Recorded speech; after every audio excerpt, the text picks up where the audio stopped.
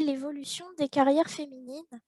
Mon but, c'est, de vous faire une petite introduction à cette notion et de vous montrer que qu'on soit, homme ou femme, on a tous un rôle à jouer, sur cette question, sur ce sujet de société. Un rôle différent mais complémentaire et c'est important que tout le monde soit sensibilisé sur ce sujet. Ce meet-up a été construit, grâce à mes recherches, sur, Neoma, Alumni. C'est un programme qui s'appelle Women, qui rassemble les étudiants actuels de Neoma et les diplômés qui, s'engagent à, promouvoir l'égalité hommes-femmes, soit dans leurs entreprises pendant leur stage ou durant leurs études, soit une fois qu'ils sont, en poste, et investis dans leur carrière. Donc, on va commencer par parler de l'égalité professionnelle, la définir, le cadre légal et comprendre pourquoi c'est une notion importante. Ensuite, on parlera de l'histoire, des avancées législatives et de la prise de conscience générale dans la société de l'importance de l'égalité homme-femme. On parlera de la charge mentale, on définira cette notion.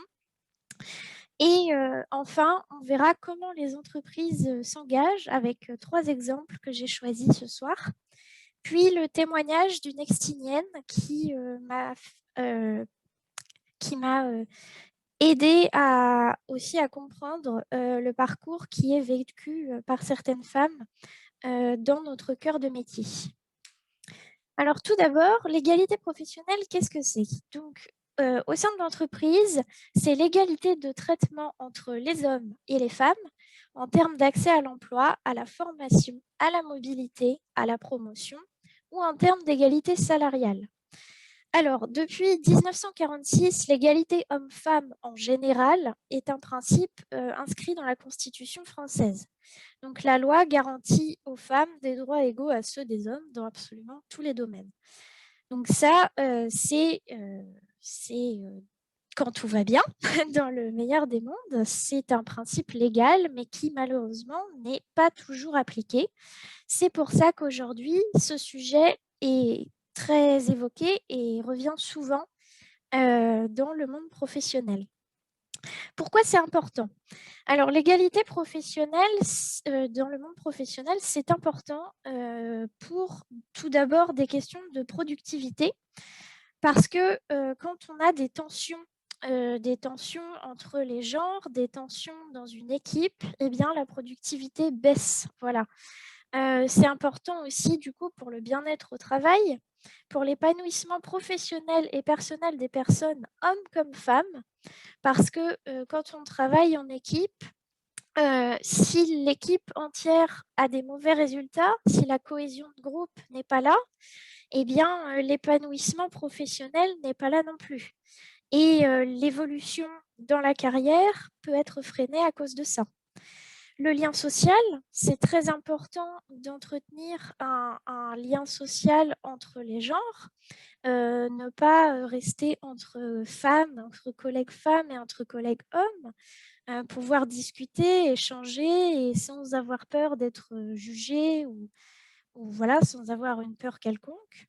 C'est important pour l'innovation et la création parce que quand on travaille ensemble, parfois les hommes et les femmes n'ont pas le même point de vue ou les mêmes idées sur un sujet et ça peut amener à progresser, ça peut aider au brainstorming. Et enfin, pour la stabilité d'une entreprise. Parce qu'évidemment, s'il y a des problèmes au sein de l'entreprise, c'est arrivé récemment qu'il y ait des scandales de harcèlement, par exemple, sexuel dans certaines entreprises comme Ubisoft. Bah voilà, on est en situation de crise et c'est un gros problème pour l'entreprise. Donc, c'est très important, y compris pour vous, messieurs, de vous investir dans cette cause parce que voilà, vous êtes tout autant concernés. Ça peut, les problèmes d'égalité professionnelle peuvent aussi toucher votre carrière. Donc, c'est important que vous soyez au courant. Le cadre légal. Alors, ce qui est écrit sur cette slide est extrait de la notice du Code civil et du Code du travail, pardon. sur l'égalité professionnelle que vous pouvez retrouver et qui est très pratique pour avoir voilà, des liens, des définitions claires et rapides. Donc, l'égalité de Vous traitement entre m'entendez les... parce que moi, j'entends pas Fanny. On entend très bien. Ouais, on entend. Oui, on entend parfaitement. Vous m'entendez bien, du coup? Oui, on Ah, entend. Ouais. Ouais, Oui, D'accord. On t'entend très bien, hein. Pas de Ok. souci. c'est moi qui ai une connexion pourrie. Ok, désolée. C'est pas grave pour ceux qui ont des problèmes de connexion, le meet-up sera retransmis après sur YouTube. Donc, l'égalité de traitement entre les femmes et les hommes dans le travail implique le respect de plusieurs principes. Tout d'abord, interdiction des discriminations en matière d'embauche. Donc ça, c'est valable pour toutes sortes de discriminations, pas seulement les discriminations de genre. L'absence de différenciation en matière de rémunération et de déroulement de carrière. Donc ça, c'est un grand sujet en ce moment.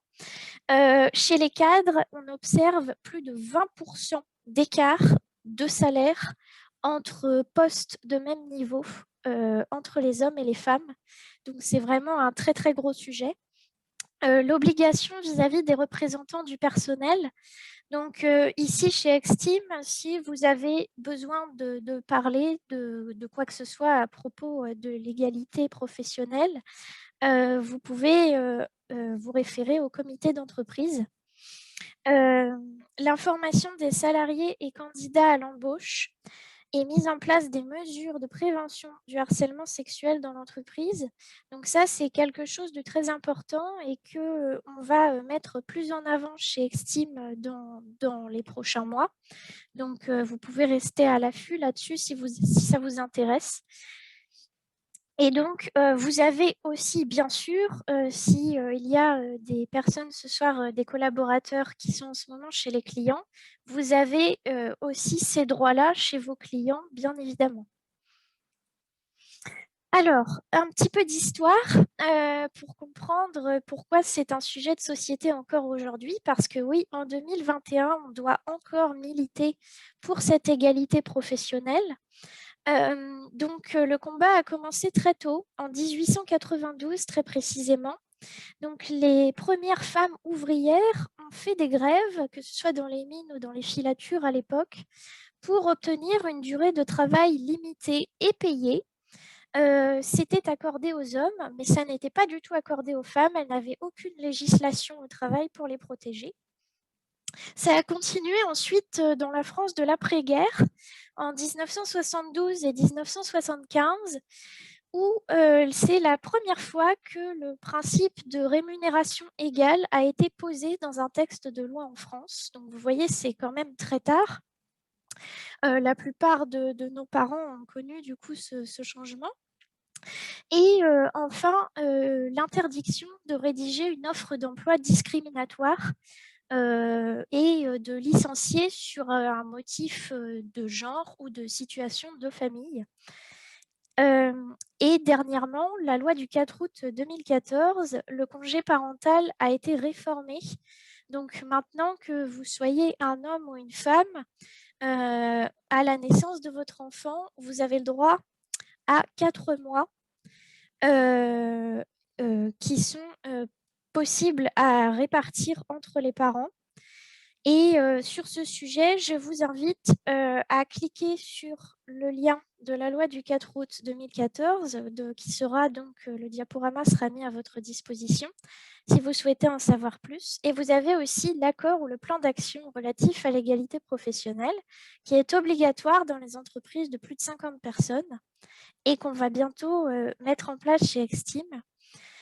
Donc, en bas, vous pouvez voir différentes photos qui représentent les femmes employées et domestiques en 1907, qu'on appelait des métiers à l'époque invisibles, c'est-à-dire qu'on ne considérait même pas que ce travail était un travail pour les femmes. Les ouvrières grévistes, qui étaient toujours moins payées que les hommes et moins protégées. Et les femmes manifestantes en 1964, c'est la première fois depuis la guerre que les femmes prenaient part à ces manifestations. Voilà, elles se sont pleinement inscrites dans les revendications ouvrières de l'époque. Alors, l'instauration des quotas. Récemment, il y a eu une loi qui instaurait les quotas dans le gouvernement français, au sein du gouvernement français. Donc, par exemple, nous avons maintenant la parité dans nos ministères, qui est aussi défendue par Marlène Schiappa. Et Marlène Schiappa, la ministre déléguée à l'égalité hommes-femmes du gouvernement Macron, a porté un projet de loi sur ce sujet. Ça a été beaucoup débattu.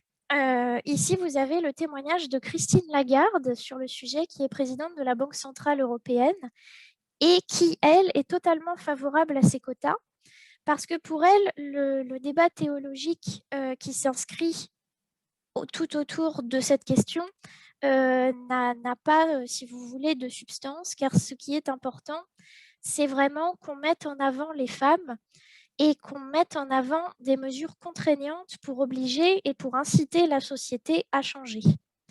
Alors, je ne sais pas ce que vous en pensez, si l'un de vous a envie de s'exprimer sur ce sujet maintenant. Qu'est-ce que vous pensez des quotas? Est-ce que ça vous dérange? Est-ce que vous trouvez que c'est une bonne idée? Si quelqu'un souhaite s'exprimer maintenant. Bah, c'est jamais une bonne idée, les quotas. Favoritisme inutile, quoi.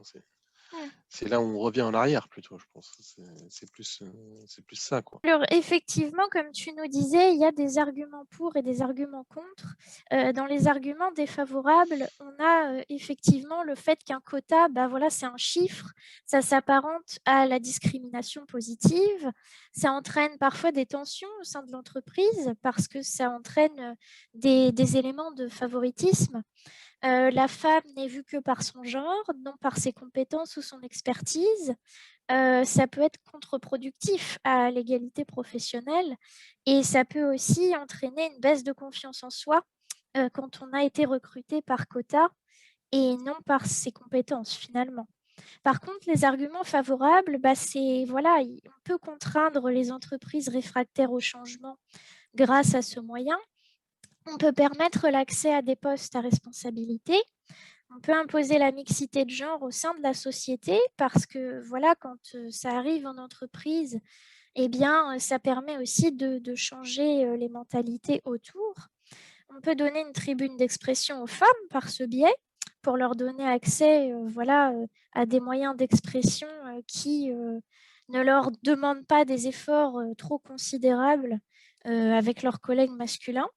Et on peut aider les femmes dans leur évolution de carrière, même après 50 ans, parce que effectivement, quand on est une femme et qu'on a un certain âge, c'est parfois plus difficile d'évoluer dans sa carrière et de se faire recruter à nouveau.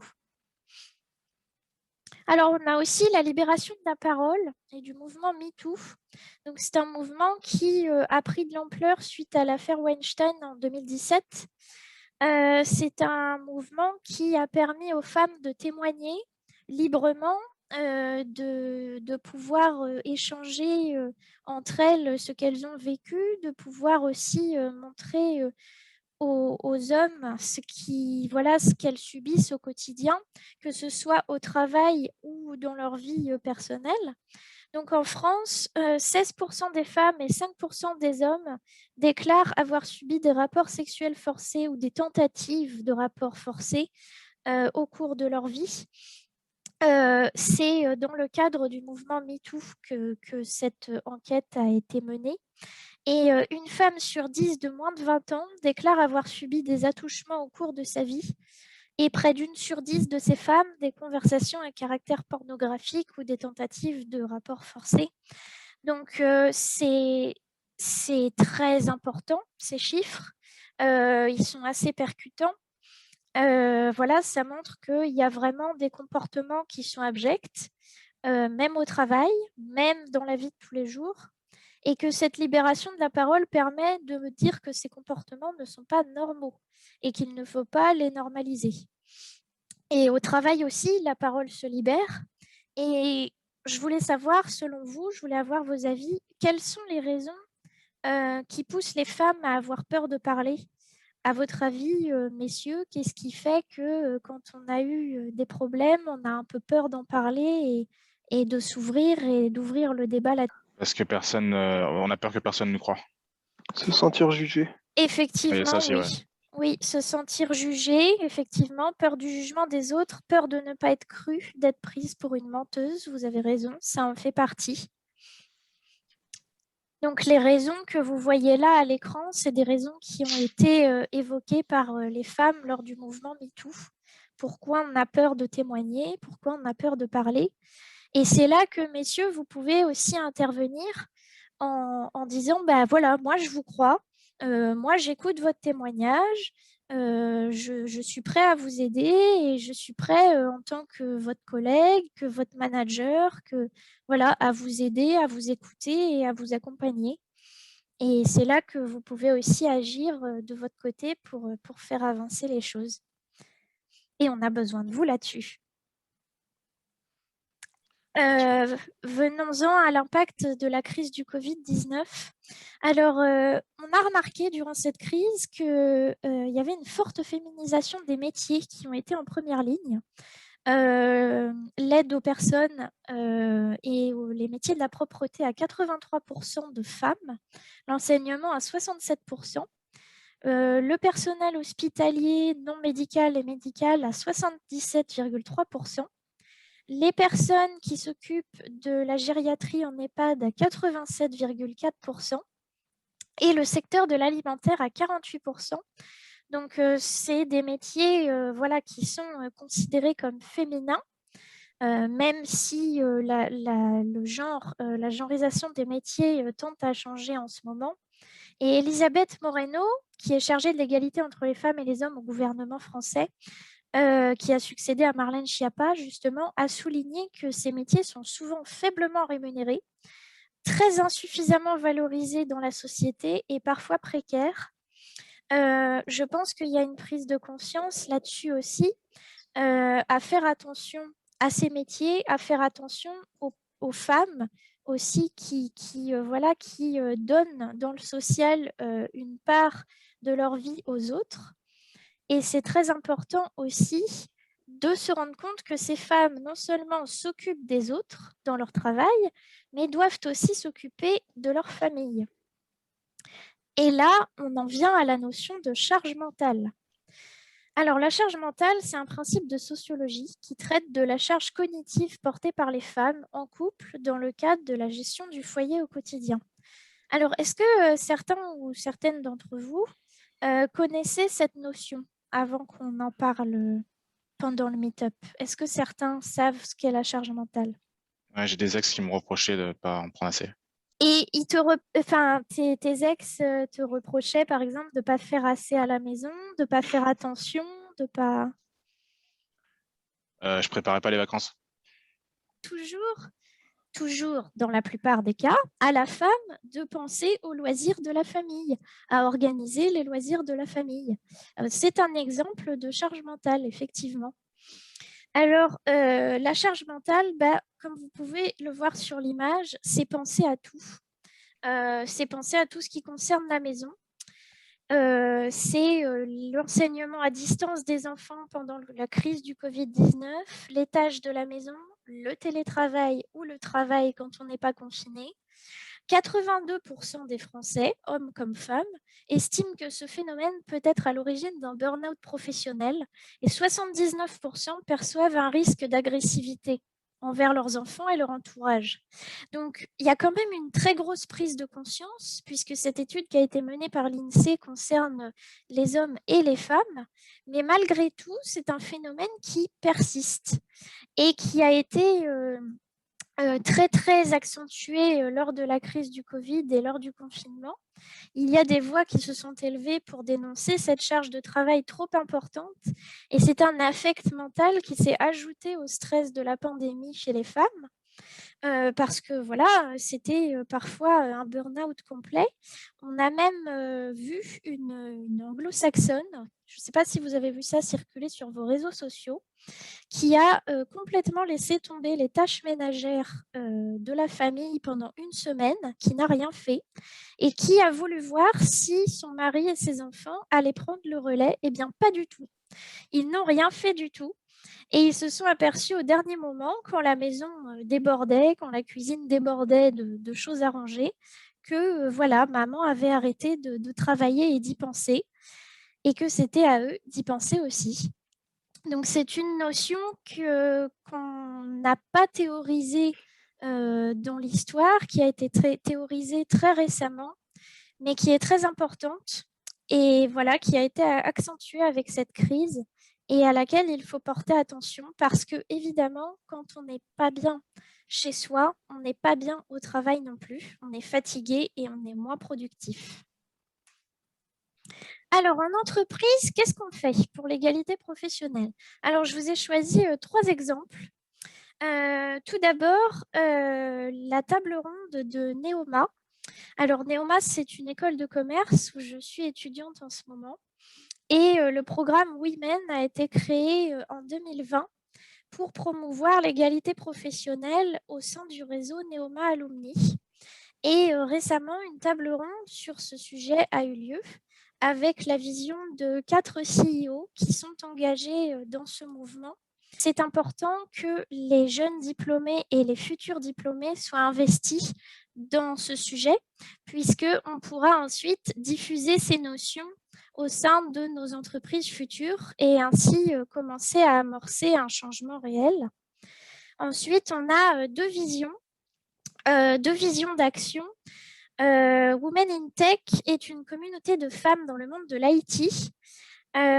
Donc, c'est une communauté qui permet à ces femmes d'échanger sur leurs expériences, leurs réflexions, leurs interrogations et qui a une vocation de conseil au sein des entreprises de l'IT pour justement essayer de enlever cette image de milieu plutôt masculin et réfractaire à l'égalité professionnelle et d'avancer ensemble.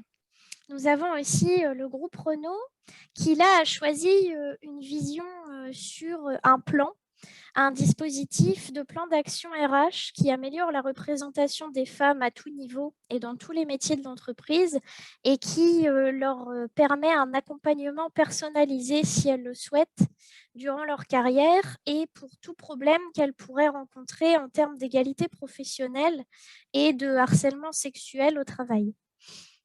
Donc, on a vraiment 3 visions qui sont très importantes. C'est former les futurs diplômés et les futurs décisionnaires, conseiller et pouvoir échanger entre femmes et avec les hommes en entreprise. Et enfin, les plans d'action RH qui permettent d'améliorer le fonctionnement de l'entreprise concernant l'égalité professionnelle. Et j'en profite pour vous dire que chez Exteam, il y a un indice sur l'égalité homme-femme qui a été réalisé l'année dernière et qui était au-dessus des 90 points. Donc, c'est un très bon score et il faut qu'on continue comme ça. Excuse-moi, Fanny, si je peux me permettre Oui, d'interrompre. bien sûr. Est-ce que tu ne trouves pas que codifier un peu les rapports et le quota, ça rabaisse un peu plus le statut justement des femmes plutôt que de les aider à ce niveau-là? Enfin, personnellement, me considérer comme une victime qui obtient un poste grâce à un quota, c'est quand même pas mal dénigrant, je trouve, et je pense qu'on prend le problème par des extrémités et des décisions extrêmes qui, je ne pense pas, favorisent un petit peu notre statut. Eh bien, de mon point de vue personnel, je suis assez d'accord avec toi. Comme on parlait tout à l'heure des quotas, moi, je ne suis pas pour les quotas. Par contre, je suis pour qu'on ait des communautés de femmes où on puisse travailler ensemble et échanger nos expériences. Je trouve que c'est quelque chose de très intéressant. Et je suis aussi pour qu'on puisse inclure les hommes dans les communautés comme Women avec Neoma Alumni, parce que ce qui est important, c'est qu'on travaille ensemble. C'est ça le principal problème et c'est pour ça qu'on a besoin d'échanger sur ces problèmes-là. Et je pense que de toute façon, ce terme de communauté va s'estomper de lui-même une fois que la société aura aussi, elle, évolué. Et ce n'est pas le fait de se victimiser, c'est plutôt le fait d'apporter des choses parce que ces communautés, elles ne dénoncent pas, elles apportent. Les quotas, je vous en ai parlé parce que ça existe, mais c'est un débat et chacun a son avis dessus. Et Personnellement, je ne suis pas pour, mais les communautés, elles apportent des solutions et elles apportent des discussions. Et ça, je trouve que c'est très intéressant. Par exemple, aujourd'hui, je vous fais ce meet-up parce que j'ai été inspirée lors de l'égalité professionnelle, la table ronde sur l'égalité professionnelle de Neoma, et parce que j'ai aussi envie d'inclure les hommes d'Extime dans cette discussion. Voilà, je pense qu'on est là pour avancer ensemble et pour avancer, pas pour être sur un discours de victimisation quelconque. En fait, pour compléter ce qui a été dit, les problèmes que rencontrent les femmes, il n'y a que les femmes pour bien les comprendre. Et donc, moi, je trouve ça tout à fait normal qu'elles se réunissent entre elles. Comme les polémiques qu'il y a en ce moment là sur les réunions raciales, etc. Je trouve que quand tu es black en France, tu as des problèmes qu'il n'y a qu'un autre black qui peut les comprendre. Et ça ne me surprend pas que des groupes Oui, de mais si personnes tu qui n'inclus se pas, si tu n'inclus pas ressemblent. les blancs dans le meeting, tu ne résoudras pas le problème. Moi, je suis bien de ton avis de mettre sur la table le fait que seul quelqu'un qui est victimisé sur le même tableau peut comprendre là Ouais. où tu veux en venir. Mais si le but, c'est de résoudre ce problème en question, je pense que se réunir qu'en tant que victime rajoute un poids sur cet aspect de victimisation et exclut et les bourreaux et ceux qui veulent aider. Et ceux qui veulent aider ne font pas forcément partie de cette communauté. Il y a des hommes qui veulent aider. Et les mettre de côté dans cet aspect communautariste, je pense peut-être très dangereux et excluant. Mais bon, à voir. Hein. Après, je ne suis pas... Alors, Je pense d'expérience que ça peut être problématique. Des communautés, c'est d'abord de parler, d'exposer les choses entre femmes, par exemple, mais l'important ensuite, c'est d'apporter les solutions. Ça, c'est important. C'est le volet qui est le plus important. Et apporter les solutions, c'est on témoigne, on dit, voilà, on a vécu telle chose, et on témoigne avec, voilà, on témoigne pour voilà, dire aux autres ce qui s'est passé. Et ensuite, avec les hommes, dans ce cas-là, quand il s'agit de l'égalité professionnelle, on avance. C'est ce qui a été fait dans la table ronde avec Neoma, par exemple. Vous voyez, autour de la table ronde, il y avait des hommes. Bon. Et voilà, c'est surtout ça. Les communautés, c'est fait pour libérer la parole, mais l'important, c'est que la parole, ensuite, elle soit transformée en action. C'est ça que je voulais exprimer. Et sur l'histoire des quotas, en fait, les préjugés, ils sont tellement forts qu'on est obligé de prendre des solutions radicales pour que les mentalités changent un petit peu. Voilà, quand il y a une petite fille qui voit qu'à la télé, tous les ministres, c'est des hommes, tous les conseils d'administration, c'est des hommes, machin, elle ne pense même pas dans sa tête qu'elle peut y arriver. Il faut aussi penser voilà, aux jeunes qui arrivent et à l'image qu'ils ont de la société. Alors, ce n'est pas parfait, il ne faut pas aller peut-être sur de 50-50 et commencer par du 15-20%, comme ils font très bien dans beaucoup de boîtes. Chez BNP, ils imposent, et ils y vont par palier, 15%, 20%, etc. Je pense que ce n'est pas entièrement négatif. Des fois, les préjugés sont tellement forts, il faut des mesures comme ça pour que ça bouge, sinon, c'est que des discours.